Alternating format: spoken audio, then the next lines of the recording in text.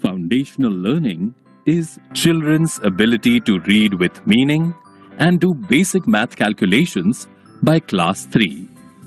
Grade 3 is the critical point by when children should learn to read in order to be able to read to learn in the future. Children who fail to attain basic literacy and numeracy skills by class 3 find it difficult to catch up in later classes, creating wide learning gaps. The National Education Policy 2020 has recognized foundational literacy and numeracy as an urgent and necessary prerequisite to learning. FLN mission Nipun Bharat calls for attaining foundational learning for all children in grade 3 by 2027. Teachers play an important role in achieving the FLN goals. The Introduction to Foundational Literacy and Numeracy course is designed to support teachers to become FLN ready. This online course will help you develop an overall understanding of foundational learning, strengthen effective pedagogical practices, understand the importance of classroom assessments, and the importance of teaching and learning materials in classroom. You can learn through a mix of bite-sized videos, audio, and practical activities. You can also share ideas with your peers and course educators on every step of the course.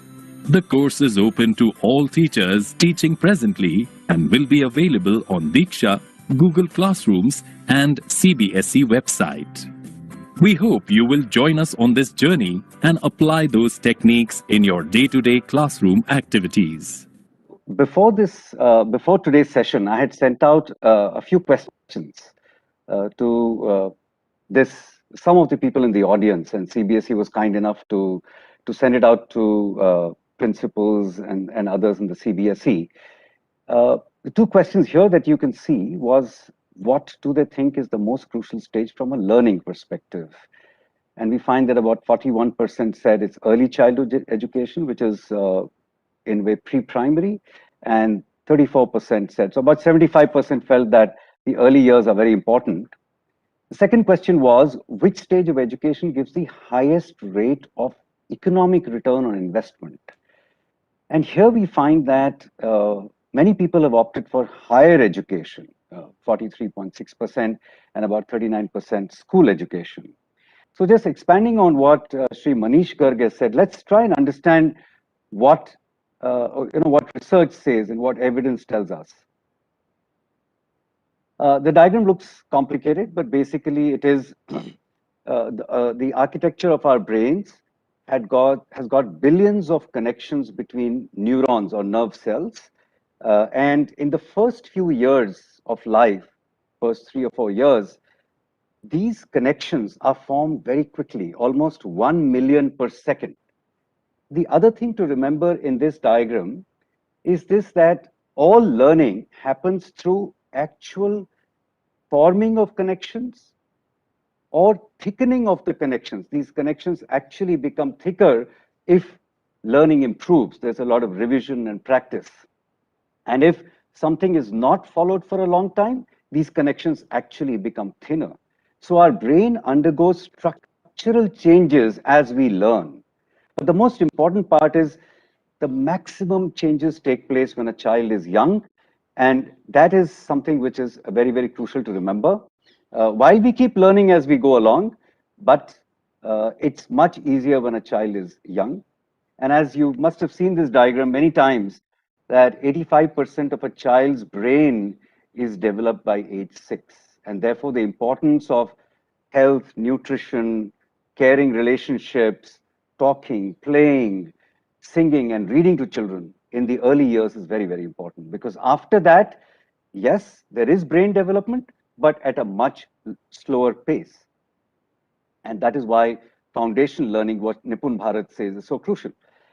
To the question that many of you answered as higher education as the most crucial, as giving the highest return on investment. If you see this diagram, this basically says, this diagram is on the y-axis is the rate of return on investment. and the x-axis is the stage of school or age. And as you can see, the rate of return declines sharply from preschool, primary school, and as you go towards post-school. Higher education, therefore, as you can see, gives a much lower rate of return than early years of schooling. Now, there are many reasons for this, as we've seen here, that unless foundational skills are developed, a lot of schooling that happens after that is not able to give you the dividends. So a weak foundation actually impairs or damages the brain structure, the architecture that I talked about, and the negative effects of that continue into adulthood. So it's very important to remember that the investment in early education, preschool and primary, is very, very crucial. So this is in response to the questions that were there earlier. And this also is something that is quite clear, that also mentioned by Manishji, that if children do not start learning early enough, then those children not doing well. You can see the red line here. The red line actually increases the rate of learning, increases very slowly.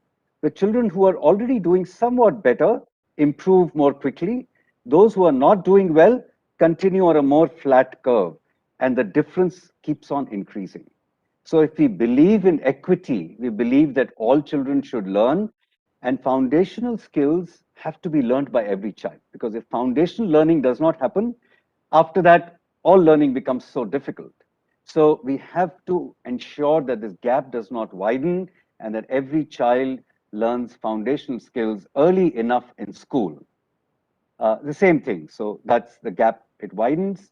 Just as an example, what children should be able to do by grade 3, what Nipun Bharat also mentions, and I've taken the example of language and literacy here. To have strong oral comprehension, to listen to someone and understand fully, to be able to express oneself logically, to be able to read fluently with comprehension. And comprehension is not just basic understanding, but to be able to uh, draw inferences, express opinions. That is very important. And this can happen from an early age. We should not think that this is let's children learn to read and write, and then we'll tackle the higher order stuff of inferences and opinion making later. No, it has to start orally, at least from the beginning.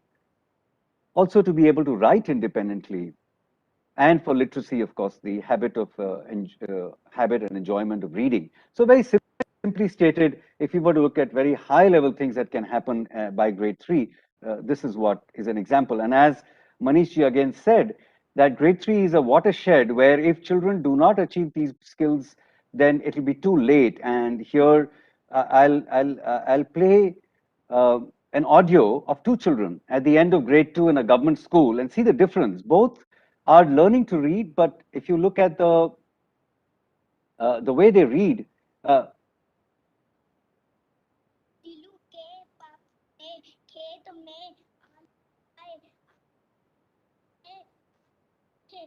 बालू चाहता था बालू आलू के खेत पर गया उसने खूब आलू खाए नीलू This is the second child now. नीलू के पापा ने खेत में Okay, so I'm sure you can see the difference between what you see on the right-hand side is what is required is mastery. Foundational skills are not just to be developed somehow, a child knows a little bit. That's not enough.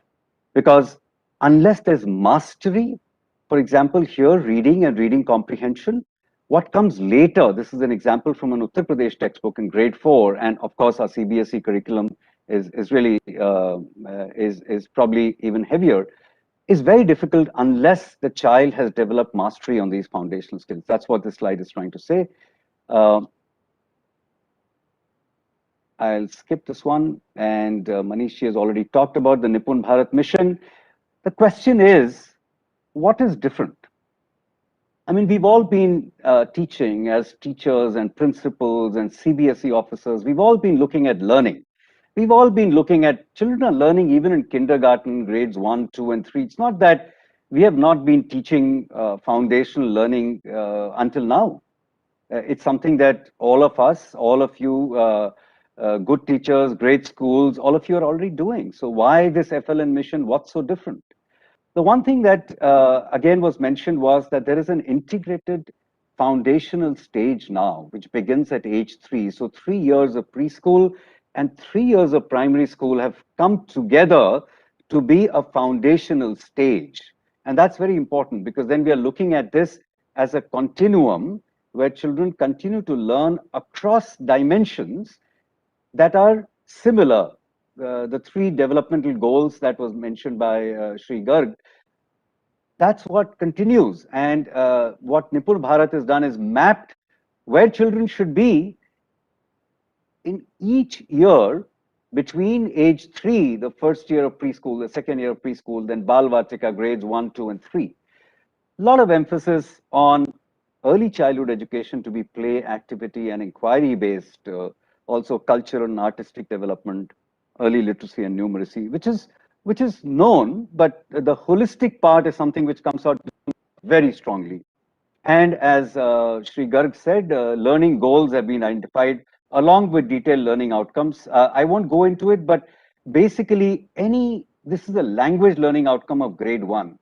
You can see the different dimensions: listening comprehension, oral vocabulary, phonological awareness, oral expression, decoding, learning to read words, fluency, comprehension, writing composition. So trying to understand what the goals of learning are in a very granular manner and ensuring that all children are learning. The other thing I want to highlight here, I think the new education policy and as a follow-up Nipun Bharat have really emphasized on a transformation in the teaching and learning process.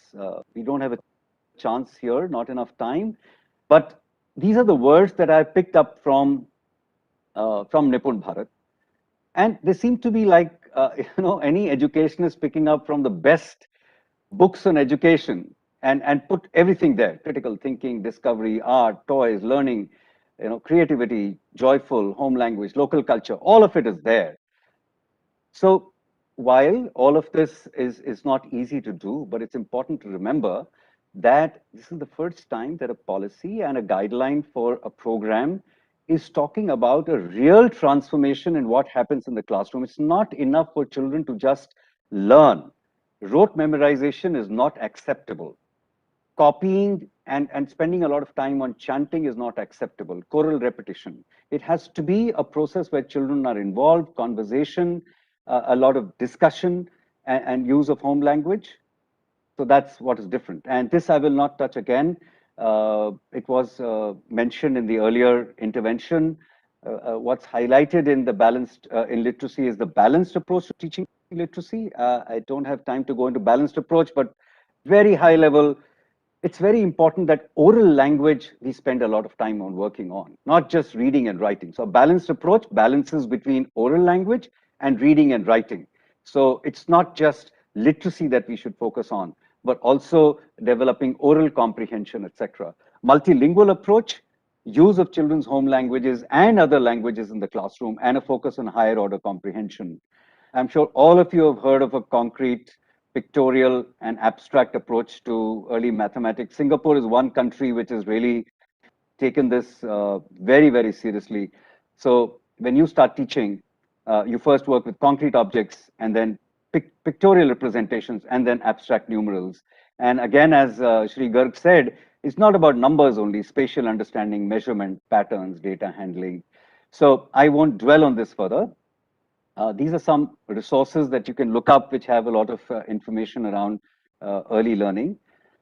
I'll spend just 3 minutes in my last part of the presentation around an aspect which is not just close to my heart, but is also something that has been seen as evidence across the world, is that language is the most important medium for learning.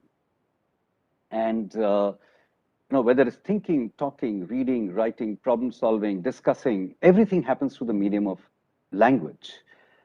And researchers have gone as far as to say that learning language or teaching language is not teaching a subject, but it's like teaching the foundations of learning itself, of how to learn. So when we learn language, when we teach language, we are teaching children how to learn. And then I also asked two questions, and this is the last 2 or 3 slides of this whole group, and they were kind enough to send in their responses, about 300 people, to ask a question. Is the use of home languages in teaching process, could it cause a problem in the learning of other languages? And the response was that actually it can support learning of other languages. Some people did say that there could be some problem because of that. The other question was for children to learn English well, which is aspirational. Every child, every parent in India would want children to be learning good English. The question was, is it necessary to use it as a medium of instruction from kindergarten? I know CBSE schools are quite different, but this is a question that I did want to engage with. And the view seems to be that it is probably important for children to be using it as a medium of instruction if they want to learn English well. I just want to take you through a quick slide about how important it is to provide support to children of their familiar language. We are not going to use this as mediums of instruction, various home languages that children bring into classroom. It's not possible in CBSE schools. But we know that using the children's home language leads to higher order comprehension. It also leads, a lot of research says it leads to better academic achievement. You can learn English better if you learn your familiar language well. It of course creates positive self-image that I know what's happening, self-efficacy, confidence, that otherwise you're not understanding what's happening in a classroom, and classrooms can become very, very child-centered. As you can see on the diagram on the right-hand side, an unfamiliar language can result in failure for many children, even in CBSE schools, maybe. So just emphasizing, as the NEP does, I'm drawing from the new education policy, of how important it is to use children's languages, if not as mediums of instruction, at least so that they find space in the classroom. Dr. Koshi, do you have 1 minute, 2 minutes? Yeah, okay. I see that as a yes. Okay. Just a question on this, that I'll just cover this together. We often think that the more English we teach, the earlier we start teaching English, the better it will be, because they should learn a lot of English so that they do well in English. We also think that doesn't matter. You throw a child deep into an English only environment, and the child will somehow manage, right? And the last one is it's a feeling that many people have, that if you allow several languages, then trying to learn the language that you think is very important, say English, the brain has limited space, and if you inflate the balloon of one language, the space that I want that children should learn more English will get reduced. But that is not correct. It's a myth. Languages develop together, and therefore developing one language well does not mean that other languages will get neglected. So again, the NEP has a lot to say on this, about why it's important, and why it's important that children use a familiar language at the beginning. We don't have time for this. I had planned for a quick opinion poll. It will take 30 seconds. I don't know, Dr. Koshli. I think we'll come back to it, Dr. J. Sure, that's fine. That's fine. So I just want to raise this point that sometimes we might think that CBSE schools do not have a language issue, but it's very important to understand who are the kids there. Are there kids who come through the RTE Act, the reservations, and others who may not be so strong on this? But what, in the end, in one sentence, the solution is a multilingual approach. Allow several languages to develop inside the classroom. Use their familiar languages. Also use appropriate strategies for learning and teaching of languages that are less familiar, like English, because multilingual children and multilingual adults are known to be much better intellectually. Thank you. the topic that I have been given is classroom practices to improve FLN outcomes. And so I'll be skipping many of my initial slides because they already have been covered. So the FLN framework we heard has 3 goals for holistic development of the child. That is, children maintain good health and well-being, they become effective communicators, and they become involved learners and connect with their environment. So the aim is holistic development. And often we are asked that why 3 years of preschool into a formal, into this FLN framework, are we really trying to formalize the preschool system? So the answer is no. We have already heard everyone talk about play-based pedagogy. So the idea is to prepare children with cognitive and linguistic competencies, which are prerequisite for learning to read, write, and develop number sense in the initial 3 years. And later on, as children progress and go to classes 1, 2, and 3, slowly move them to formal requirements. So in the health and well-being, that goal 1, the focus is on health, hygiene, sanitation, nutrition, socio-emotional development. So awareness of self, positive self-concept, self-regulation, decision-making and problem-solving, pro-social behavior like caring, sharing, collaboration, compassion, respect for others' feelings, and then gross motor skills and fine motor skills. So these are the competencies which have been highlighted in goal 1. Then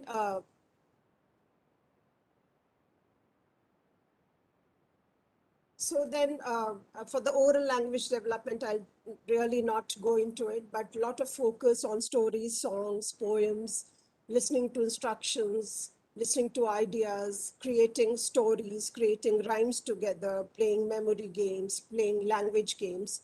So all those components have been highlighted. And for the goal 3, the cognitive development, I think Manishji has already spoken so much in detail. So the initial years, observation, identification, memory, matching, classification, pattern, sequential thinking, which are again for the literacy, the numeracy development, then concept formation and environmental concerns. So we are talking about all these, and I'll not really go into it. So then how do we develop it into a classroom situation? So this is how children learn. So the children learn through play, children learn through interactions, and children learn through their environment. So what do we have to do as a class teacher, as a practitioner in the classroom? So first of all, we have to provide opportunities for free play. Now, free play is, like when you create centers, or you call them corners, or you call them learning areas, or learning centers, or whatever. But through these centers, the children get to choose. They start decision making, and they know, like, so you mark the centers, how many children can. So they learn all the discipline, sharing, caring behavior. So different kind of learning centers depending on the available place. For example, blocks, doll corner, pretend play. You have writing corners, you have music corner, art and craft corner. So all these corners need to be created, and a time to be allotted to children to engage in free play activities. So the classrooms have to be designed in such a way, and the time slot in the classroom for letting children choose where they want to play.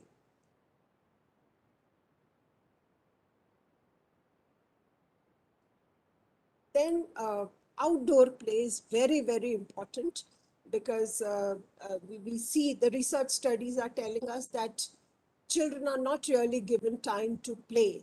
And as we said, that we are aiming at the holistic development. So the gross motor development is very, very important. So outdoor play can be swings and jungle gyms kind of a thing, cycling, and water play, sand play, and some organized play like Ghoda Hai Jamal Khai kind of a thing, or Poshampa Bhai Poshampa, the traditional games that we have, or we can just leave children to run around and do some jumping and climbing, hopping. So those kind of outdoor activities need to be a part of the daily program in the foundational years. So, the water play and the sand play also give an opportunity for catharsis to these children because they can't really share what they are feeling. So this, helps them uh, to uh, to come out with those emotions. So outdoor play is very, very important. Then, when we talk about interactions, there are three kinds of interactions that happen in the early years. So, one is the material interaction. So, lot of material needs to be given to children. Maybe books, maybe toys that children have created, the soft toys, the blocks, the jigsaw puzzles, then musical instruments, and art and craft activities. So a lot of material needs to be given to these children, and these can be low cost, no cost material. So, maybe at the end of it, I can just show you a 1 minute clip as to how we can use very limited resources to create a lot of engaging material for children. Then another very important part is the interaction with the adult. So adult, both parents as well as children. Now it is very important that, children are respected and we build on their abilities, their interests, their experiences.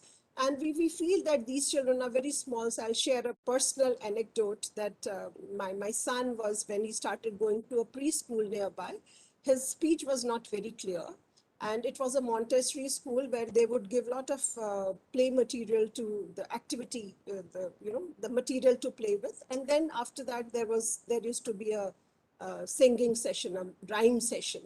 And this child, teacher would say, "Sab bache aa jao," and he would not go. And the teacher would not really, make an effort to bring him there. And then once I met the teacher, and she told me, and I asked him, "How is he doing?" and all. And she told me that he is not learning anything. He hasn't learned any rhymes. So I went home and I asked my son, "Okay, so now kya rhymes seekha hai," kind of a thing. So he told me about, he narrated about 5, 6 rhymes that he had learned in the classroom. So I said, "But you know all the rhymes, but your teacher was saying that you don't know, you have not learned." So he said, "क्योंकि वो मुझे नहीं पढ़ाती है." मुझे नहीं पढ़ाती है because she's not involving me in the classroom process, So even a 2.5-year-old child can actually feel that he's not being involved. He's not, is not a part of the group. So he's taking his own small revenge by not narrating the rhymes to the teacher. So even very small children are very, very sensitive to these experiences. So as a teacher, as an adult, it is very important for us to interact with children, to make them feel respected, involved, know their strengths, weaknesses, and then scaffold the kind of experiences these children have. So help them to make choices and to become increasingly independent and respond. So as a teacher, it is very important that we interact with children. We support what, the additional needs that the child has. And then we have to, give the feedback to the child and we have to encourage them when they achieve something, and as well as we have to tell them when they are making mistakes, when they are not behaving up to the mark. We have to tell them that, no, this is not acceptable. So it is very important as an adult, as a parent, as a child, that we interact. And, we are sort of not really talking to our children. We are busy with our phones, with the mobiles, with the, devices. That personal interaction somewhere we are losing. So that is very, very important that we interact with children. So, and then the next is the peer interaction. So this is the third way that children learn. So peer interaction is very important because with other children learn to, make friends, they learn to lead, to negotiate, conflict resolution, mistakes making, taking risks. All this happens when they interact with their peers. They develop all that caring, sharing that we talked about, collaboration, working together, accepting differences. So all those things happen when children are given chance to work with other children. So how do, like, what are the enabling conditions? So if these, and the environment, and the environment that is, we talked about, so the third factor. So children have to know their immediate environment, the living, non-living organisms, about the earth, about the sun, things, days, weeks, like that. So the environment and the immediate environment of the child is the flora, the fauna. So children have to be exposed to all those things. So what are the enabling conditions that children learn? One is a safe, responsive, and nurturing environment, calming, inviting atmosphere, learning areas which are divided into child-sized spaces. So it is very important that the classrooms, the classroom setups really need to change. Then availability of outdoor space, and if the outdoor space is not available, then the large muscle activities, those activities for large muscle developments need to be conducted within the classrooms. Then availability of a variety of material and activities to choose from, we did talk about it. Then some kind of a storage where children's work can be stored as well as displayed. Then availability of time for doing the activities, flexible seating arrangement. Now this is very important. We talked about child-to-child interactions. So in foundational years, we will require different kind of seating arrangements, sometimes individuals, sometimes small groups, sometimes large group. So that kind of flexibility should be there. Then availability of art and craft material, good classroom displays, and print and numeracy rich environment. So these are the important things that have to happen. So how do we Would fit you be in? able to, sorry, would you be able to finish Yes, in the just next minute? this is the last slide. This is the last slide. Thank you. So how do we put it into a day schedule in a foundational year?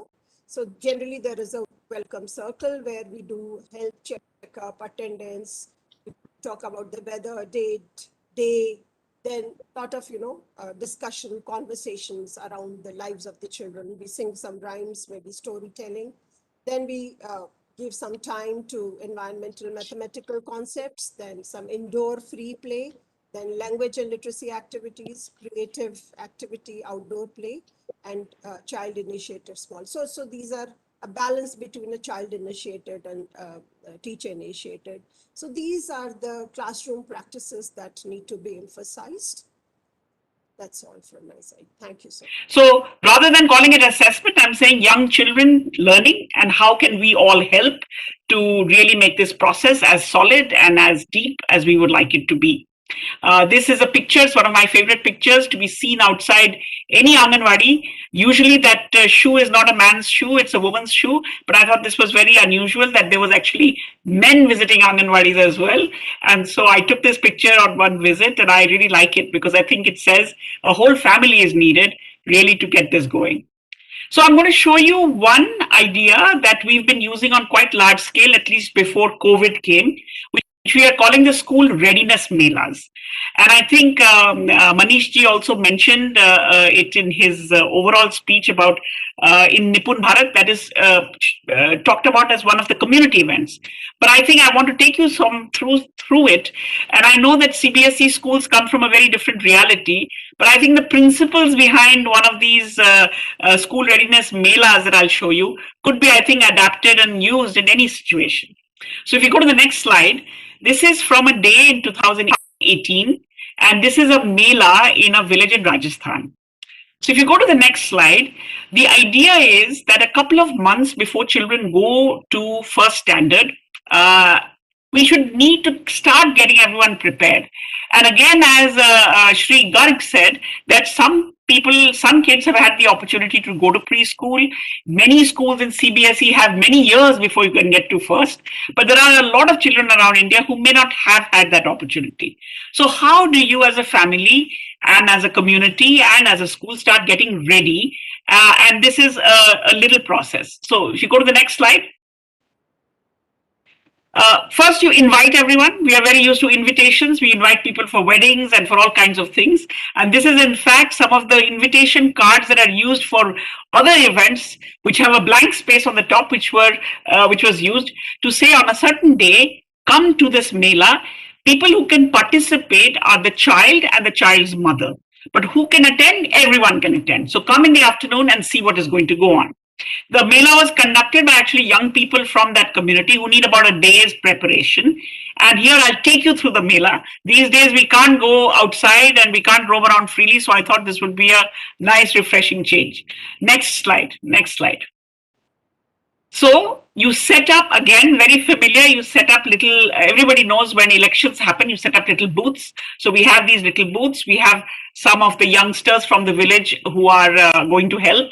And here are some volunteers just getting ready for just before the Mela is going to start. Next slide. So along comes our first mother and one child, but of course her other children come along, and they come to the first booth. And everybody was very keen in this village that we should do a little bit of height and weight, which I think actually is a good idea, because somehow we measure height and weight a lot in Anganwadis and then forget once kids come to school. And so it started with height and weight, which incidentally I noticed when I was there, a lot of the middle school kids were very excited about accurately measuring the height and the weight of the younger kids. So it was really a kind of fun event that we hadn't thought about. Okay, next one. There's a little card which the children get. There is a gentleman in the pink pagadi who was the sarpanch of the village. And, I said to him, this is outside the Panchayat Bhavan that this is happening. And so when I said, sir, will you attend this whole thing? He said, मैं बहुत busy आदमी हूँ, मुझे बहुत काम होते हैं, तो मैं इन उद्घाटन कर दूंगा, उसके बाद आप लोग उसको आगे बढ़ा के चलिए. So this is the udghatan. But we noticed that as more and more people started coming, our very busy gentleman actually didn't go anywhere and got very involved in the proceedings, as you'll see on the next slide. In the next slide, the next booth or the next activity center, and Sunita ji, you were talking about it in the classroom, we were doing it outside, is actually a place where the children walk on different kinds of lines. So some lines are straight, some lines are crooked, and then you have to get children to walk on these lines, and everybody's encouraging them. Some little kids don't want to participate. They're shy, they don't want to let go of their mother's hand. And Sarpanch ji got very involved in this, and he felt that हर एक बच्चे को ना इसको करना चाहिए. So he got someone to get a pack of Parle biscuits, and to some children he said, "एक कदम लो और मैं आपको एक बिस्कुट दूंगा." So as a result, this became an extremely popular activity with lots of different ideas about how to get children to walk on different kinds of lines. Next slide. And this way it proceeded. There were different booths for different activities. So this one is for folding paper along a certain line. And all of you are child development experts, so I'm not outlining exactly what they're doing, but you can see that these are different domains, and there is it's a real demonstration and a participation of what are these different things, all of which constitute a broad foundation, a building of a base for learning, which all of us can participate in. Next slide. And I wanted to show the pictures. You can see how involved everybody gets. This is the classification table, where you're going to classify all kinds of things. You're going to classify the pyaj separate from the aloo. You're going to seriate them. The stones were put so that the children could divide the big stones from the small stones. And again, although this is targeted to the child and the mother, many, many people around also wanted to participate and understand what was going on. Next slide. Now comes, you can see this, that although it is the little ones who are supposed to participate, the older siblings are as excited, and they're also watching the instructions that are being given, because I think that after the Mela is over, they are going to do some of these things with their younger siblings later. Next slide. The coloring slide was perhaps the most fun, where it was sort of to color between the lines, but you could see that the mother's excitement about doing this was almost as high as the child's, because I find from many of these experiences that we lack outside there in the world enough crayons, enough color, enough opportunity to color and paint in a way that everybody loves to do. Next slide. Then we come to this is shapes and some numbers and some activities around some of these things, some counting activity. And finally, I think you get the general idea. Finally, if we go to I think the next one is the last slide, where we are coming to the end of these booths of activity. Pragya, if you can go to the next slide. And we end this whole thing with the Sarpanch ji giving there's a little card that has been following the kids, outlining the activities that they're doing. And in this case, the mother got a little kit that she could take home and do with the children. And then, this was a couple of months before school opened. Now, to a lot of people, this looks like a mela. To me, this was a big assessment exercise, and it was a public demonstration of the many different things: the physical development, the cognitive development, the fine motor skills, pre-language, pre-math. We have 5 or 6 booths in which a variety of these activities were done, demonstrated, noted in that little card, and taken home. And we have seen village after village that after a public event like this, a lot of the activities that people can do at home with kids actually gets practiced. Very often, Anganwadi teachers as well as the standard 1 and 2 teachers are the main hosts to this. It's almost like a transition where you're handing the child from one to the other.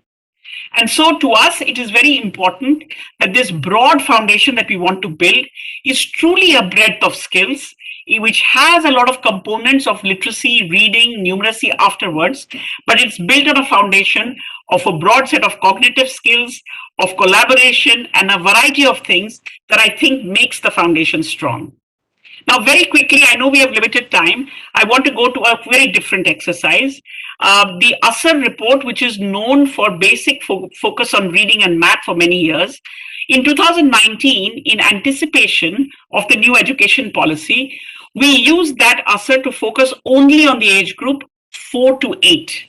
And, of course, the new education policy is slightly bigger, but you get the general point, 2 to 3 years before first standard and at least 2 years with first and second.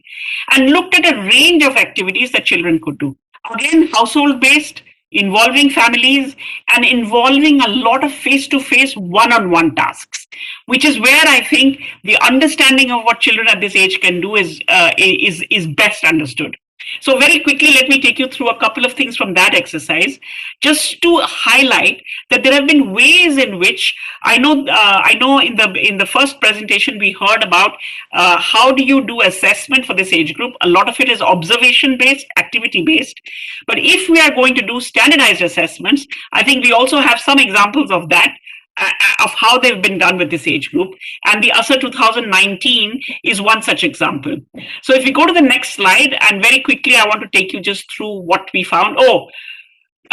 Just before I go to the ASAR, the melas were for mothers and children. This was Dadi.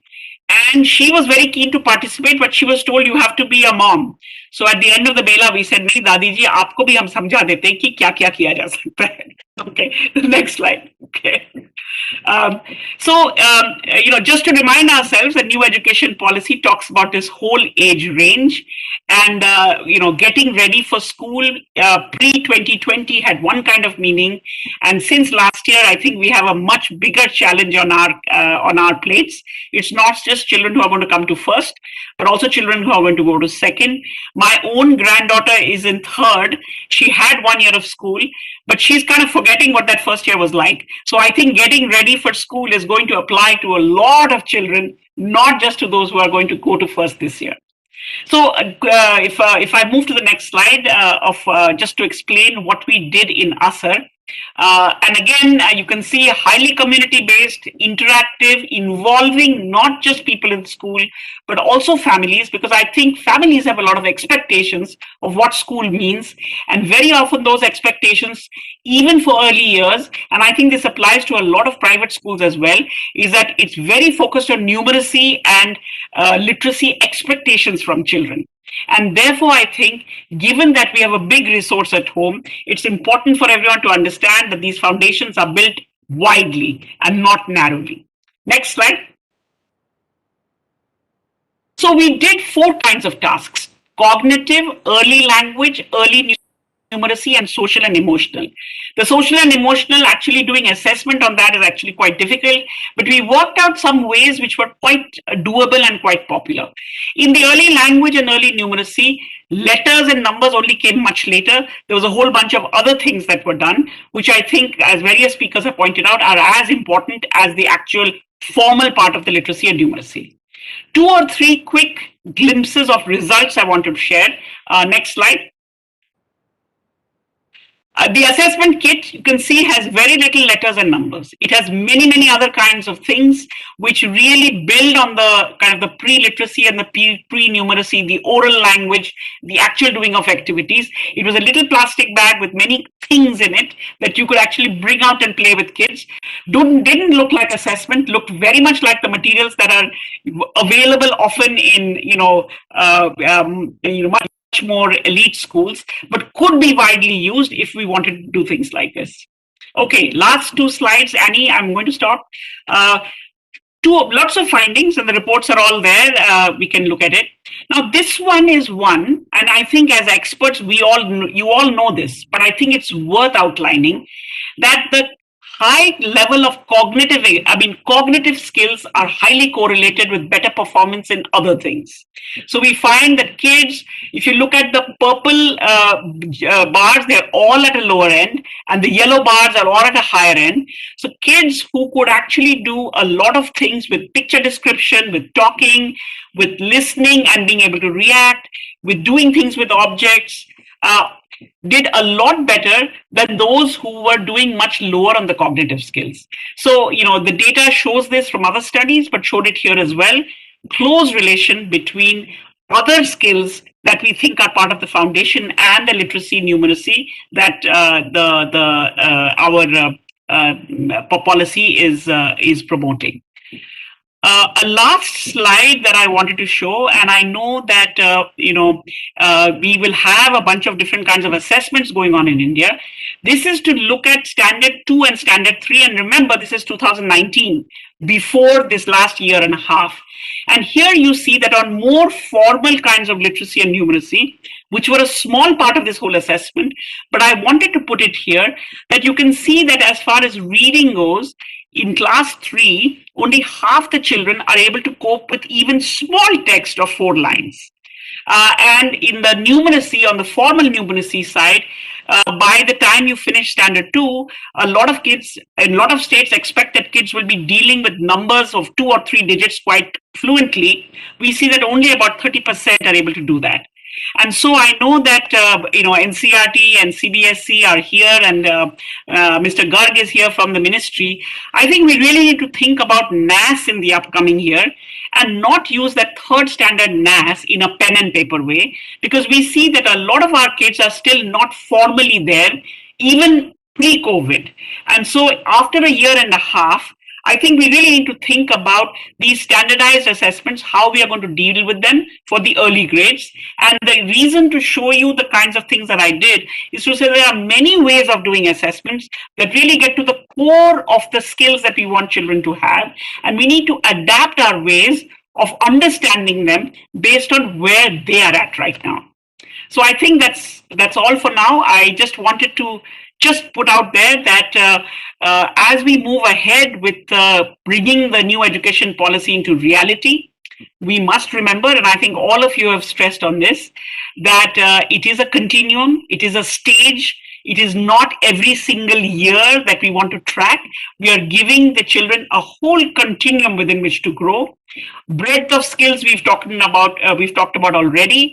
And I think that at the core of it, at the level of the child, the assessments have to make sense and be helpful to teachers and to parents. To teachers so that it can be linked very easily to classroom activities that they can do. And to parents in the way that I showed in the Mela, to be linked to home learning activities. I think simplicity works best because that is how people can actually move from assessment to action and can see the link of both. And therefore, to the whole assessment community, I would say, that this is our opportunity in India to take the continuum and the transition and the stage idea because assessments get focused, they get looked at. Large curriculum frameworks often just remain inside the books and only teachers look at them. But if we want to announce to the world at large that we are taking our foundation stage very seriously, I think we need to come up with ways in which to look at progress in ways that children enjoy and that parents and teachers can engage with. So thank you. Dr. Jingran, we talk in the Nipun Bharat about a competency-based learning environment. At the same time, at the moment, Rukmini has just spoken about the individual and how the individual paces on his own terms depending on his environment. Now, how does this actually, play out in a language acquisition? How would you look at competency-based learning environment vis-a-vis individual, staged language acquisition? How would we look at that? Right. Thank you. I think it's very important to remember that competency-based instruction that Nipun Bharat mentions, the most important point is to realize that there are smaller sub-skills and they are kind of sequenced so that you're able to understand where each child is in terms of that competency framework. So competency, I think, is a different concept. Now we know our classrooms are quite differentiated. In the same classroom, you've got children who are at different levels, different preschool experiences. So while it is very crucial that we attend to every child, some people even talk about an individual instruction plan for every child, but that's not easy to do. I think it's very important if a teacher is aware of the fact that this is the sequence of learning that I must organize. Where are the different kids in my classroom? Not necessarily individual, but there are groups of children. Some are at the level which is just beginning to understand some letters. Some are not speaking. So a broad classification. And just a recognition that it is important that there has to be some differentiated work in the classroom. I mean, one is, of course, when we say we should break the classroom structures, do a multi-level kind of arrangement where a child of grade 3 can also sit in grade 1 if she hasn't learned enough. But if we stick to the structure that we have, it's very important that the teacher understands where children are through regular assessment and is then able to provide some differentiated support, especially to those who are struggling. That's very important. And what is it that they need to know? What is it that they're missing? So both understanding what is the science of reading and writing, how does that happen? What should happen first before something else happens?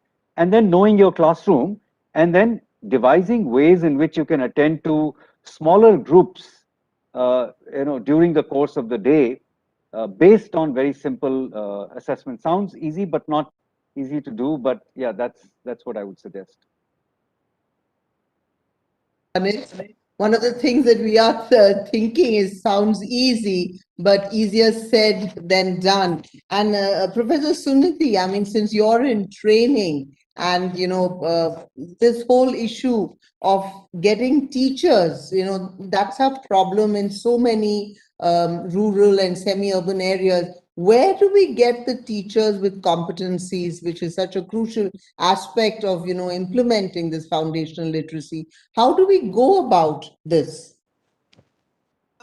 So I think, as we said that we are launching Nishtha, where a teacher training program through Diksha is going to happen. But then yes, if the whole classroom environment, the whole pedagogy has to change, then the teachers have to be on board.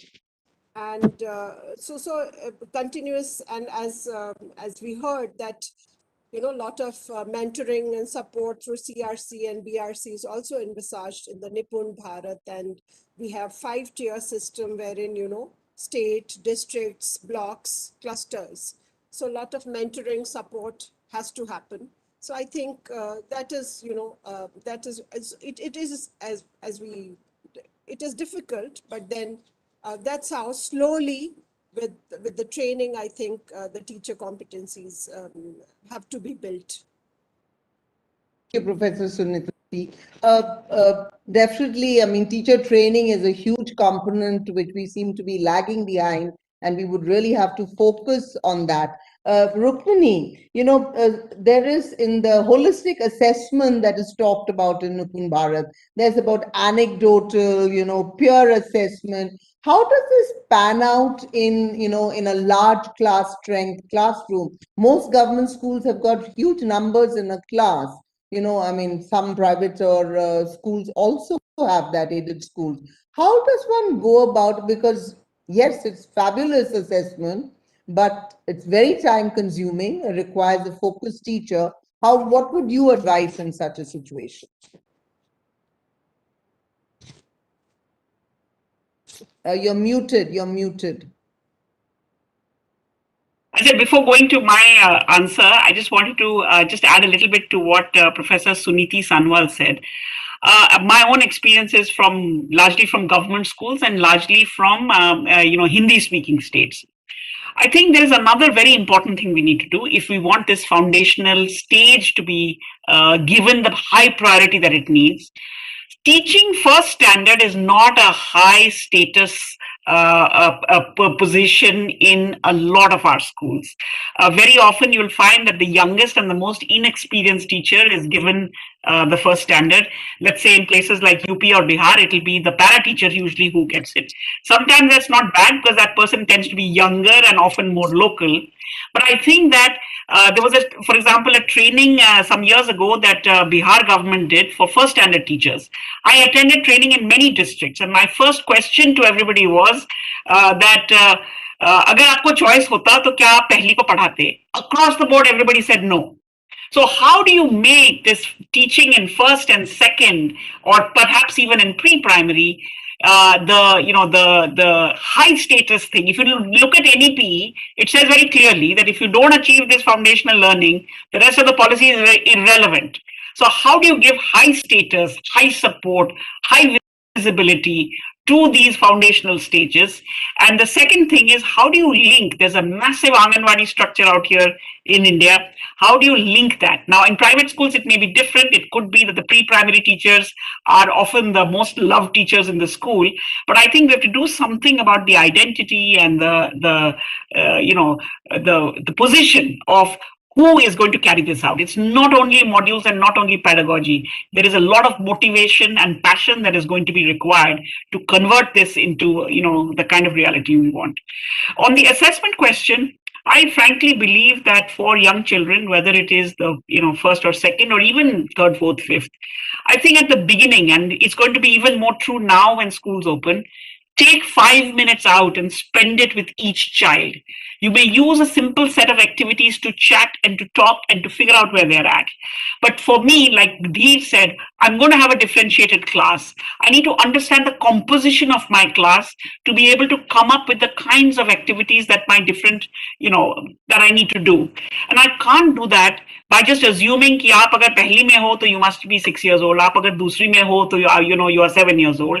Children come with a whole variety of things, and therefore we have found a simple set of activities that you can do one-on-one. Even if you have 50 kids, do it over a period of 10 days. Nobody is running away. Do 5 kids a day. If you can do it with their parents in front of you, that's even better, because then you can both have a discussion about what the kids can do. Very important in the early grades to have a personal relationship. Teaching can be done with a big group or a small group, but I think the relationship that children need to have, and now even more so because there's been a disconnect, is one-on-one. Lovely. And the last question to Dr. Jhingran. Dr. Jhingran, since language is co-constructed, right? And since we are all online now, all our children are online, and there's really no opportunity, what would you say? How would we look at the socio-emotional requirement for language construction? We are actually at a loss about working with young children remotely or even digitally, and especially for language. So what we encourage and what we do wherever possible is to have some face-to-face interaction through volunteers and teachers, even if it's a limited time, 3 days in a week, with some storybook, someone carrying a jhola with very simple, things that will stimulate the child. and see that that is something that happens at least for some time. And we've tried, as Pratham has tried, everyone, of sending out a lot of audio stories, videos, etc. But we're not sure of how it's working. So I think adult interaction, as was mentioned, is very crucial, to talk to a child, to allow a child to talk about a picture. So we feel that right now it's very important that we resume interaction, in whatever way possible. Teachers are going to schools, they're attending schools actually without children. But how can we just ensure that this interface between teachers, volunteers, whatever methods we have, is absolutely crucial for language development.